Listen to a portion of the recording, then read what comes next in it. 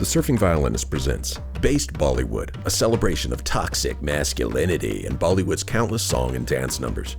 Today, Kaise Mujhe from 2008's Gajani. India has an obsession with benchmarks. You may say everyone does, and you're right, people are people. Statistics are a universal concern in a world of globalized finance. But India has a special fascination with numbers, especially zero, with evidence that India may have been the first to use a decimal place value system using zeros. The concern with counting zeros has lived on at the box office with a unique twist that differentiates it from Western box office counts. Two terms you get to know in India that become very important: lakh and crore. Lakh means 100,000 and crore 10 million. In rupees, a lakh is roughly equivalent to about $1,400 US. A crore is about $140,000. In 2008, Gajani set a new record, becoming the first Indian film to cross the 100 crore benchmark in net domestic ticket sales. That means 1 billion rupees.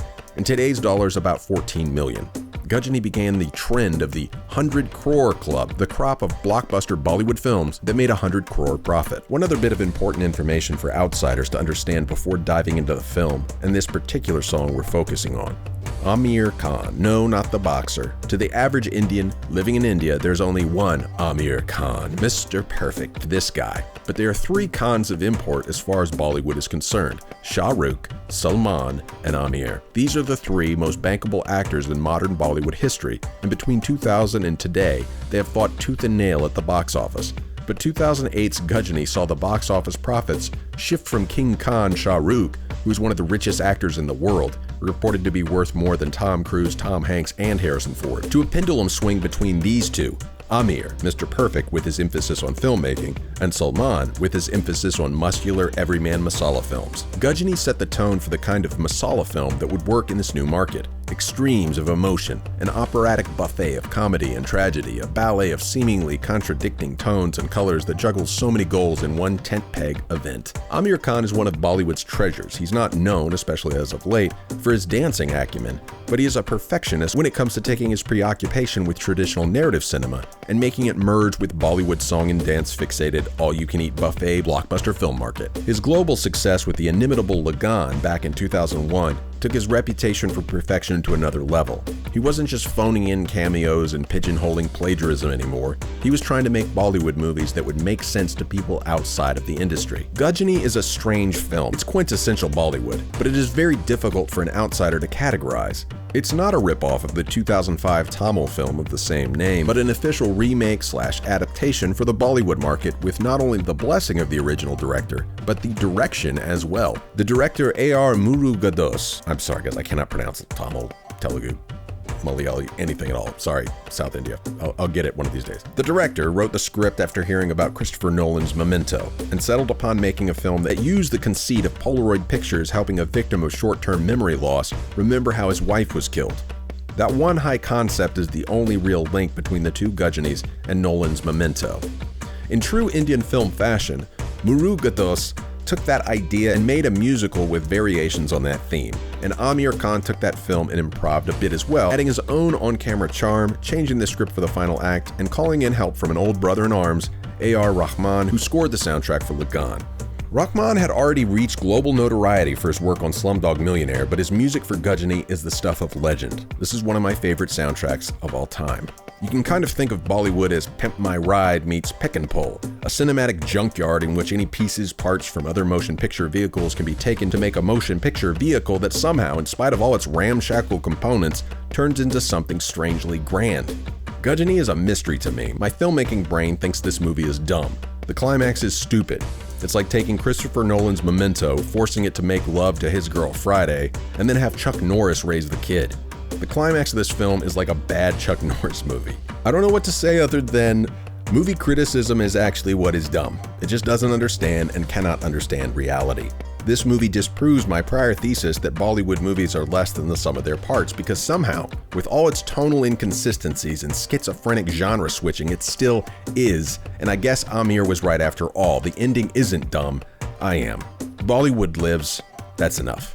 And without this movie, the world would miss out on some of A.R. Rahman's finest work. Before we get to the song that made me realize that non-period piece masala blockbusters could be maximalist works of contrapuntal art, let me make brief mention of the artistic liberties that made for some great music. An ethnically Indian visionary named Tarsem Singh has made a number of films that have never quite broken through into mainstream blockbuster financial success, but ever since he directed the music video for REM's Losing My Religion, the dude's visual style has certainly infected the mainstream subconscious. In 2000, he directed the Jennifer Lopez film The Cell, which featured a number of dream sequences that were shot here, Dead Vlaai in Namibia. Tarsem would return to use the same visually striking setting in his 2006 film The Fall, which for me is a benchmark of creative, cross-cultural, and constructive filmmaking. One of my favorite films of all time. Bollywood films love using interesting backdrops for their song and dance numbers, especially the romantic ones. We've already mentioned Shami Kapoor and his lovebird and those winter wonderland evergreen scenes, but the romantic inner monologue dance scenes with lush backdrops use every setting imaginable. This time Khan and Murugadoss followed Tarsem's lead and used this visually striking location in Namibia for the backdrop of A.R. Rahman's brilliant song Guzarish. This is Bollywood homage at the peak of its powers. This scene is what I mean when I say pick and pull meets Pimp My Ride, borrowing pieces from here and parts from there to make a new work that maybe isn't revolutionary, but carries on the potency of the original work and renders it approachable for its home audience. Rahman's walking and sliding bass line is funky, and he uses a female vocalist really high on Enya. We're talking Lord of the Rings Enya dropped right in the middle of Namibia, and then with all of this beauty and lushness, Rahman plays with the harmonies and makes this thing feel foreboding. It's complex and concerned. It's not just this glib, happy rom-com dance. Something is coming, and while Amir's character doesn't know it, the fates do, and the direction, songwriting, and setting of this scene with all its complicated and sinister pedigree make the viewer feel almost subconsciously concerned. Love is bittersweet, but this is worse than that. The other songs in this film are standard Bollywood-type stuff, but Rahman doesn't phone in any of them. They're all good in their own way, but none quite hit that emotional peak we found in Guzarish, until Amir, Murugadoss, Rahman, and the lead actress Asin give us something truly unique in Bollywood terms. Before we get into that, a word about our actress, Asin. Feminists, if you want a female empowerment story, you can't do any better than this actress. She started in one of India's smallest film industries and worked her way all the way to the top to repeat appearances in the 100 Crore Club. She's an accomplished dancer, speaks 8 languages, dubs her own translations, just an absolute monster work ethic. She has done films in her native Malayalam language, Telugu, Tamil, and of course, Hindi. She played the love interest in the original Gajani, and Amir and Murugadoss thought she did well enough to make the transition to the big leagues. In this film, she runs the gamut. She is effervescent, manic pixie dream girl, Hollywood superstarlet, working girl, entrepreneur, philanthropist, and yes, damsel in distress, but she dances between all of these with ease. Her death scenes in both films are just soul-crushing. For me, it truly holds up. Even for extremely accomplished actors and actresses, death scenes are easy to oversell. Asin brings a gravity to this that is impossible to ignore. She's a dynamite talent, truly a star. Now to the song and dance numbers that really won me over to all that Bollywood could be. Kaise Mujhe. Rahman gives us this song, How Did You Come Into My Life? And Amir and Imman put it right into this pivotal place in the narrative.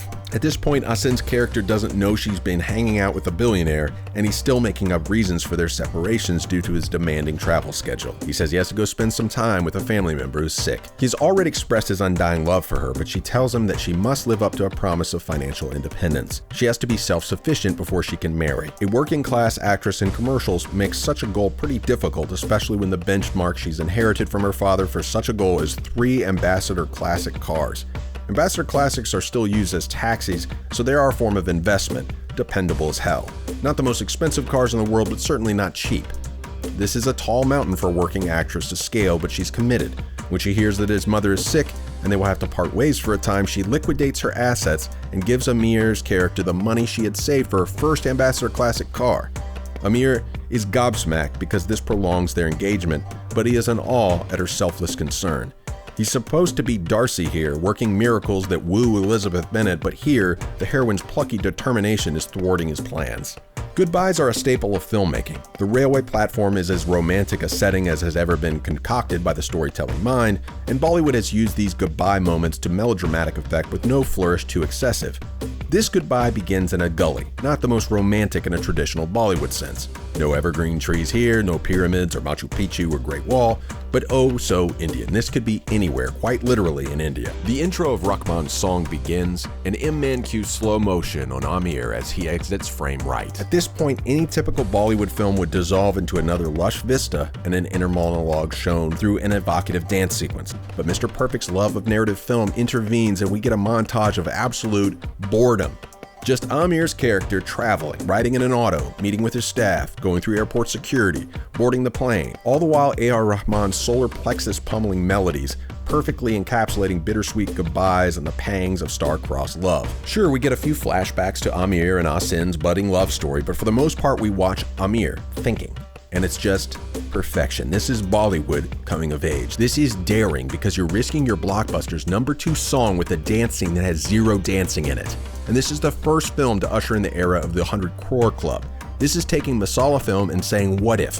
What if we took a segment of our Bollywood buffet and actually trusted our audience? If you listen to the song in its final form, you will hear a female vocalist croon soulfully and deliver her own verse. But this sequence does not give us that moment. In place of that, Rahman continues the theme he started with Guzarish and adds to that unsettling mood a downright morose brooding. Something is brewing and this ain't gonna end happily. M-Man and Amir save that female vocal line for a Forrest Gump-style ending on a bench denouement. We get the rest of the song when our heroine's soul is at rest, and Amir's character finally has the time to process his grief. Gujani is a manic pixie dream girl film in which courtly love is shown for the positive thing that it really can be, a lost art.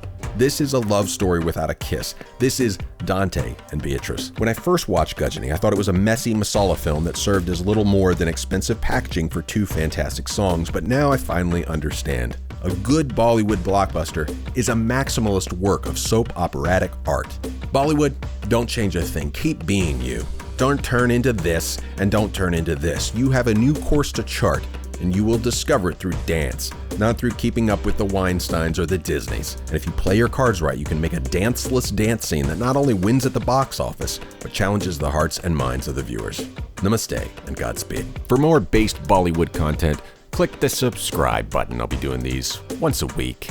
Let me know in the comments any songs that you think would live up to a based Bollywood video essay examination.